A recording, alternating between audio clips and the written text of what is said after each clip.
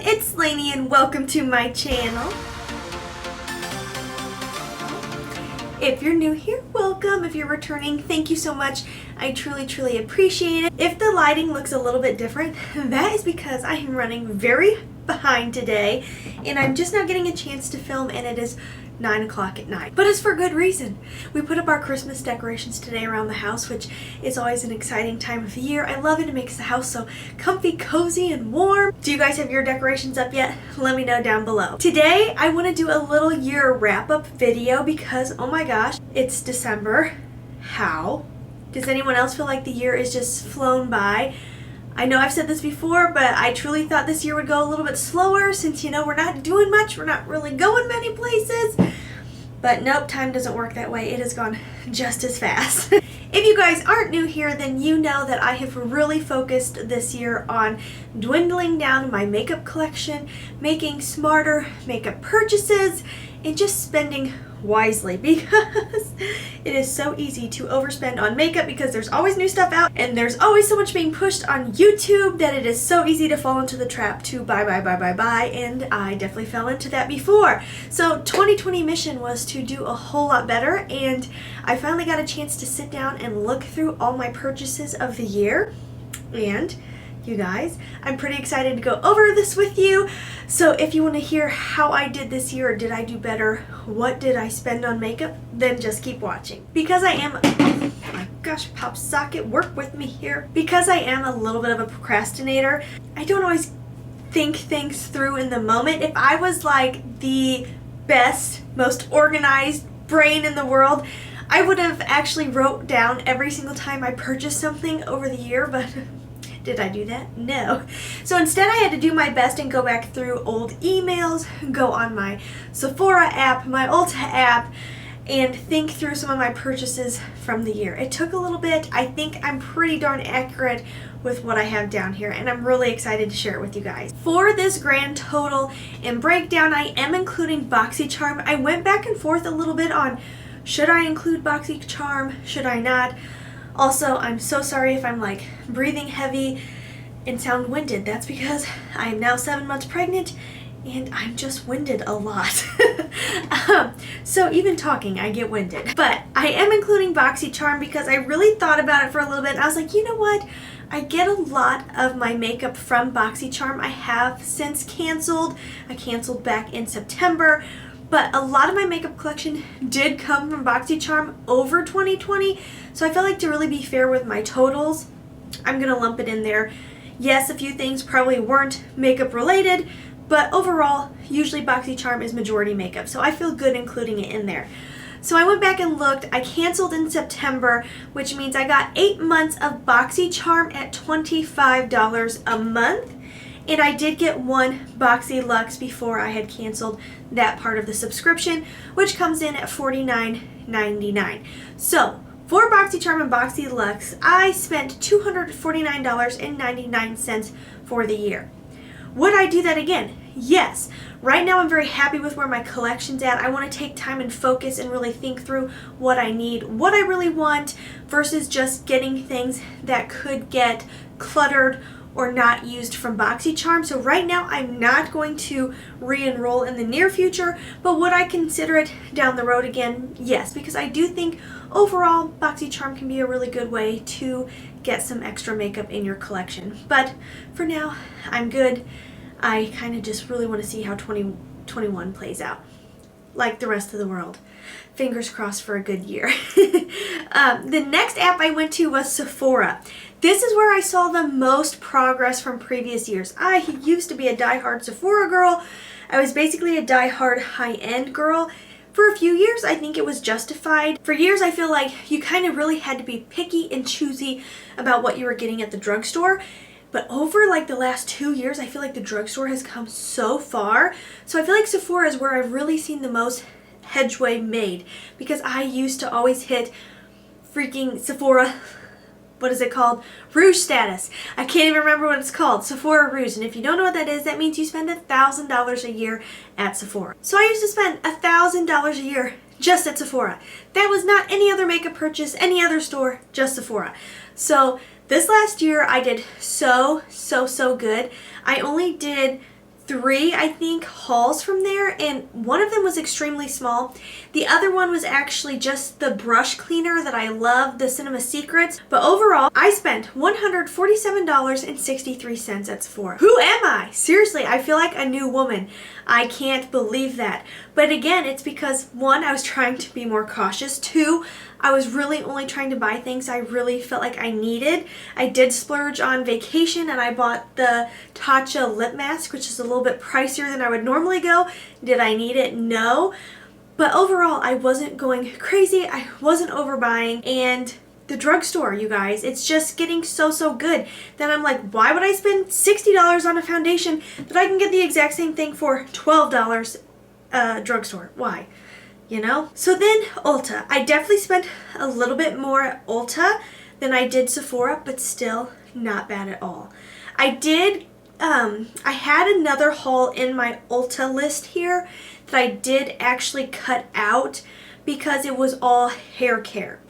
I'll throw it out there just so you guys can hear the total, but I'm not including it in my grand total. So I did do a hair care haul when I was on vacation in Utah over the summer, and I spent $111 on hair care, and it was one of those times where it was like buy 2 get 1, or there was some type of special. So I definitely spent a good pretty penny on some hair products, but I'm not including it in this total. So overall, for makeup from Ulta, I spent $172.30. Still not bad at all. Like, not bad at all. A few of those things were things I just wanted to try, and they are currently in my backup stash. I haven't even used them yet, but I'm not unhappy with that number. I'm not unimpressed with myself. Like, I feel good hearing that number. I'm like, hey, for a whole year, that's not too shabby. Then I did recently, this was one of those impulse decisions that I was like, should I? I don't really need to, but I'm going to. I did do the Morphe Black, I think it was Black Friday sale, where they had the 2 Jaclyn Hill palettes at $19 a piece. Because if you're not new here, you know one of my die-hard favorite palettes of all time is the Morphe Jaclyn Hill palette, the original one. I have heard some of my subscribers have told me they think the formula has changed, so I am nervous about that when it gets here and I test it out. I'm a little nervous. I hope they didn't change it, because that is the palette I recommend to anybody who's like, I really want a good eyeshadow palette, but I don't know what I'm doing. Like, I want something with some colors, some neutrals. I'm like, oh my gosh, Morphe Jaclyn Hill, the original palette. And then I always like send them the link because I love that one. I feel like it's so usable and so affordable, even full price. So when I saw it for $19, I was like, oh, okay. And then the other one was $19, and I was like, I don't really need that many warm tones, but for $19, I'm going to do it. And then, of course, you had to spend like $50 or something, or $60 to get free shipping. I can't remember. So I think I threw some false lashes in there. It was a little impulsive buy there. But I don't feel that bad about it because I only spent $66.95, so that's not terrible.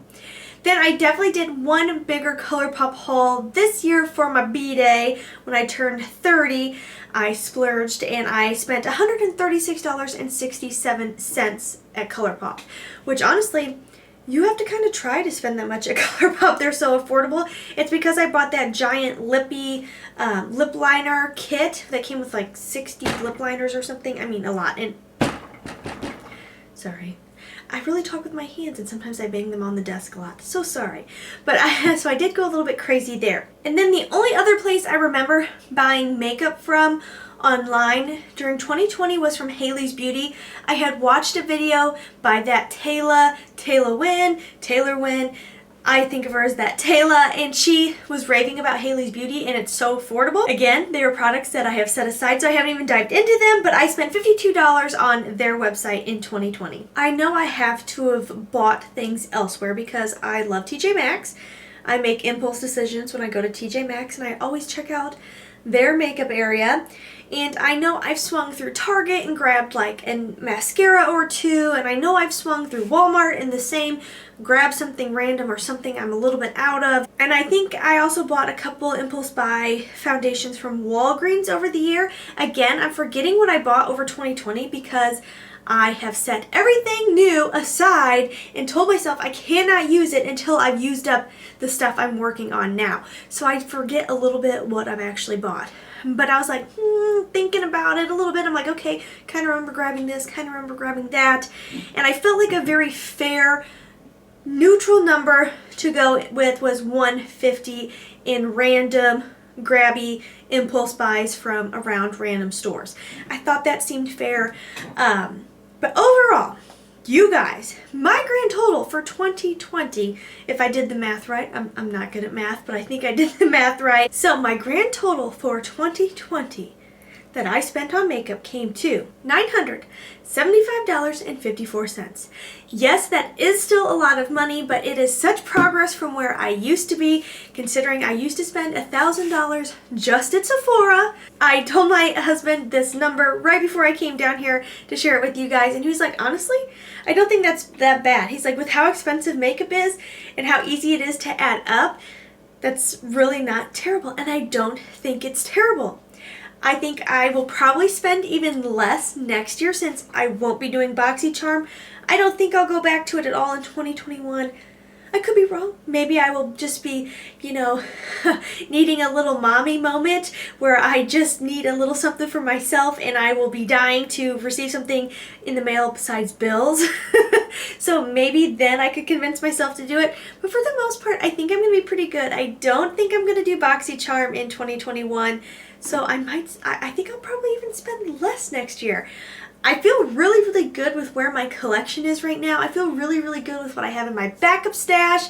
I'm going to share that with you guys. I think that'll be the next video I film, or maybe the second video I film, because I also need to do my last empties video of the year, my last, why can't I think, reverse rouge, there it is, that's what I was looking for. But overall, I'm really freaking proud of myself. I've gotten my impulse buying under control so much.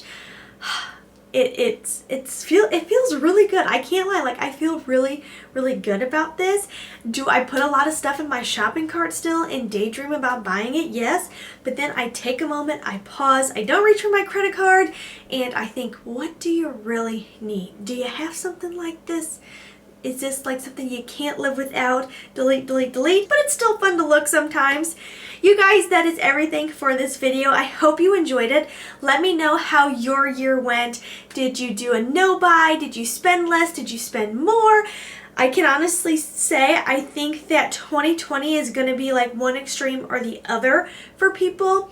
With everything going on, people are either going to be like really looking hard at their budget and have really reined in their splurging, or it's going to be, we've had so much time at home, people have gone crazy with the online buying. Because I will say the one downfall is my makeup spending has reined in, but my Amazon spending has amped up. I feel like I did a lot of like buying things for the house and organization, baby stuff, like spending in that sense. So that money I'm saving, I was spending elsewhere, basically. But at least I'm not overcrowding my beauty room. Let me know how you guys did in 2020. I love hearing from you. And as always, please try to stay positive, because at the end of the day, that is truly all we can try to do. Thank you so much for watching. Have a wonderful day.